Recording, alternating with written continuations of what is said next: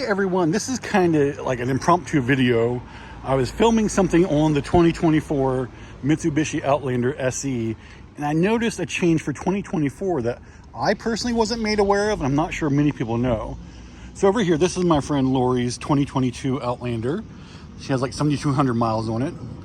And if you notice, and yes, it's dirty, I'm gonna wash it. She works at a racetrack, so it explains the dirt.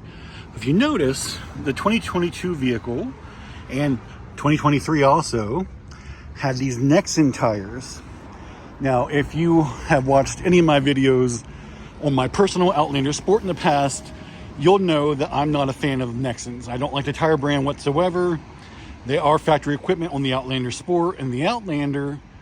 They're just not good tires. That's my personal opinion because I don't work for Mitsubishi. I work for a dealership, and I bought my vehicle with my own money. Both of the Outlander Sports I've had have had Nexens. Not a fan.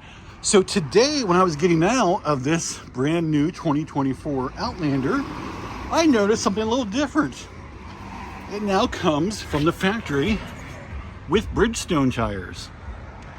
I was somewhat shocked by that and surprised, because Bridgestones overall are a much better tire than Nexen. And I've had, like I said, two Outlander Sports with Nexen tires, not a fan. So very surprised to see this, shocked almost. We weren't made aware of it in advance either, so happy to report that. That's a new change here on the 2024 Outlander. In my mind, it's a very good positive change. Just wanted to share that with you. Curious if you guys have any thoughts on what tires come with your vehicle. On my Outlander Sport, I changed mine out for Falcon Wild Peak All-Terrains. Made a huge difference. So thank you so much for watching. If you're curious about more, give me a call, 304-422-6501.